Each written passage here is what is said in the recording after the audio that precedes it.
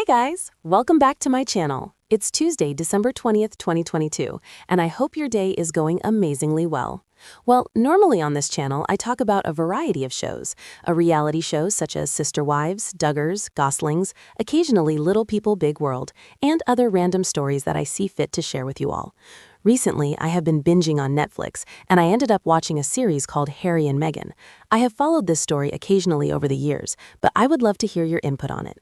To be clear, it feels like a rabbit hole into which you can never crawl out of, but it is rather fascinating. Therefore, I'd love to hear which series you might be binging on currently, if it is Netflix or another television streaming service. But now, moving on to something I think absolutely does deserve a mention. The favoritism shown by Robyn Brown in the latest Sister Wives tell-all is a perfect example of this, and I suppose if I haven't touched on it before in this article series, I ought to mention a bit of insight into all this from Gwendlyn Brown, Christine and Cody's daughter, on Patreon. Been a lot going on with all this show business, but this actually has gotten a good amount of coverage in other news circles, and funnily enough, I got an email today from one of Cody's neighbors. I thought to myself, everyone wants a piece of Cody Brown. Therefore, Gwendlyn Brown, she's I think third or fourth of 6 children for Christine, recently got engaged to her girlfriend Beatrice. She's been posting on her Patreon.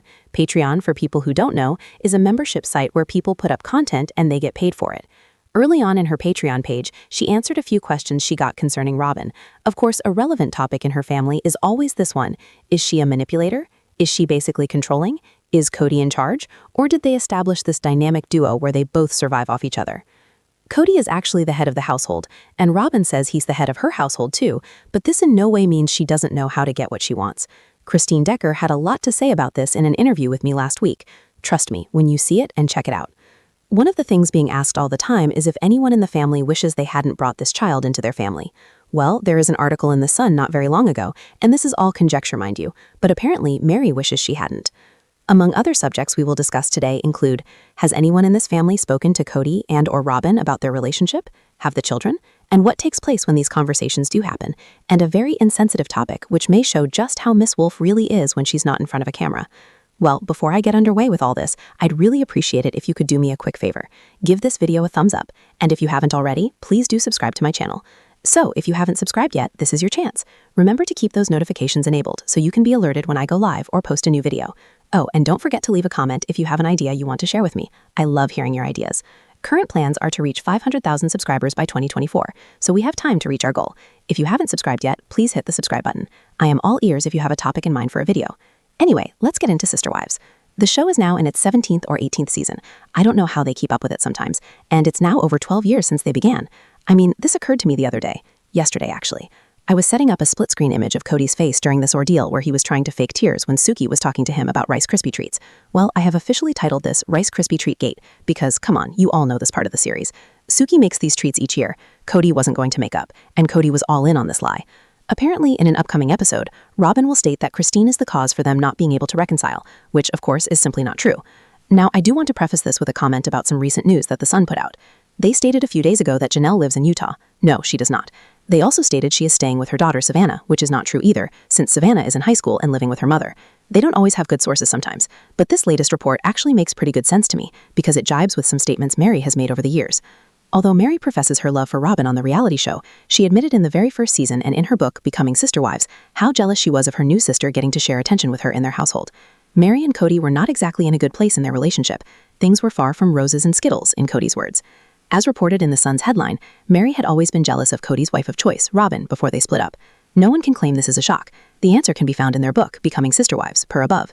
If you have not gotten a chance to read this one yet, you can find it on Amazon and Kindle because clearly this book was written a long time ago, and although it contains a whole array of both false and true information, in addition to all sorts of other things, it holds some truths. Therefore, it can be assumed from the article that Meri has always been jealous of Robyn. Everything that Robyn did in her life was with the goal of attracting Cody's attention. Secondly, Meri is said to have regretted bringing Robyn into her family, but this is not very clear. Are they pointing towards Meri's actions or perhaps towards actions performed by Robyn? Meri may have brought Cody and Robyn together, or at least facilitated a reunion in some way, since Robyn initially moved from David's place to Montana, where she met the Browns. Meri probably did this in order to gain Cody's favor. Some people think, however, that Meri did this because she was a frustrated woman herself, tired of Cody spending all his time with Christine and Janelle. Perhaps this is where payback comes in. Well, some people think Meri had her eyes on Cody, but if I were being totally honest with you, I do not think this is entirely true. What is more likely? Cody wanted another wife, and Meri thought it was her duty to bring her another one. She basically conned them into it, the way she lured them in, love-bombed them, and introduced them to Cody. Curiously, in this tell-all, Meri is surprised to hear from Cody, "We haven't been acting like we're married." As the insider claims, this state of separation is not surprising to people with knowledge of events. They relate this to have remained the situation all these years, the truth being neither a relationship, a friendship, nor a sleepover. Cody never shows up at her place without a pressing need. They do not speak or text much, and they have allegedly remained separated since the catfishing scandal. Evidently, Cody lost faith in Meri when she publicly pretended to be in a relationship with another. Taking responsibility for her actions took a back seat, because everything suddenly hinged on her betrayal. That shame, pain, and embarrassment, Cody simply can't move beyond it. And to be frank, neither is he encouraging others to forget this. Let's face it, no one is surprised they haven't been an item in 7 or 8 years. That's a long time. Then of course there is Robyn. She won't leave if insiders are right. She's had a tough time during her split, and she's not good at being a single mother. She is unhappy. The family being torn apart makes her sad, but at least she's not under attack herself. Robyn, however, remains a believer in plural marriage. Additionally, Janelle admitted in an episode that she hardly knows where Cody stands. Other fans have expressed doubts if they are all still believers in their religion. When I conducted an interview with Kristen Decker, she explained that at least Cody and Robyn believe in their religion, although they do not belong to an organized church, because most fundamental religious groups do not belong to church organization nowadays. They are more independent. Cody is still among the polygamists. He has ties with people in the Rockland Ranch area in Utah, the houses excavated in the caves, you know them. He is in touch with some independent polygamists such as Enoch Foster and Nathan via Meri. Nathan and Rebecca actually reside in this area, and Cody is in a business venture with Nathan. Cody may be at a crossroads in dealing with issues, but he is in this environment definitely. Then of course there is Robyn. She remains devoted to her beliefs on plural marriage. Apparently, Robyn is going to end up staying with Cody, but here's a fun fact. She isn't exactly so sweet in real life. Behind the camera, she apparently has a meanie streak in her. Author and reality TV watcher Gwendlyn Brown offered this tidbit of information during a Q&A on her Patreon page. When Gwendlyn came out to her family about her bisexual orientation, she noted that a lot of people had already thought she was bisexual. Even her mother got her a pride flag before she actually came out. Christine had stated in her show appearance that she had a gut feeling that Gwendlyn might be bisexual and would be an ally to her if she were. Therefore, when Gwendlyn finally confessed to her whole family, her brother apparently did not react warmly or supportively. As reported, he stated, "You really should have saved that for the camera." When asked in general terms about Robyn's behavior, whether she's aloof, supportive of LGBT relatives, and so on, Gwendlyn didn't have much to say. Although she did state that Robyn does have a bit of a victim mentality, thinking that everybody is always out to get her children. She and Todd have had their share of arguments over this very thing. Robyn's very particular about her children being treated a certain way, Peyton went on to describe, and she thinks they're all basically conspiring against them, which Cody just reinforces with her paranoia. It's an unhealthy cycle, really. One thing Gwendlyn emphasized strongly is that Robyn is in an even worse state when the cameras are not rolling. The "you could have saved that for the camera" comment seemed to be the most painful reaction she got. That really goes to show how much of their lives is a TV show, everything being staged for television purposes. If this is indeed true, it is a bit problematic. Robyn appears to have her eyes fixed on making every moment television-worthy, capitalizing on personal experiences for profit, and ensuring all moments are right in front of the cameras. Gwendlyn is also asked if a member of her family had ever called Cody out on his behavior with regards to Robyn. In her family, before Robyn, they were pretty much united, all of them living in one place, with Cody making appearances. But she did not have a warm relationship with her father because she had so many brothers, and Cody just wandered from one place to another. Gwendlyn also added that she did not respect her much during her younger years when she lived with her father. A question arose asking if the children have really sat Cody down about issues with Robyn and how they are being treated. She explained that they pretty much avoid this topic, but sometimes a child will just have a meltdown and ask Cody right then and there. But when they do have a confrontation with Cody, he denies everything.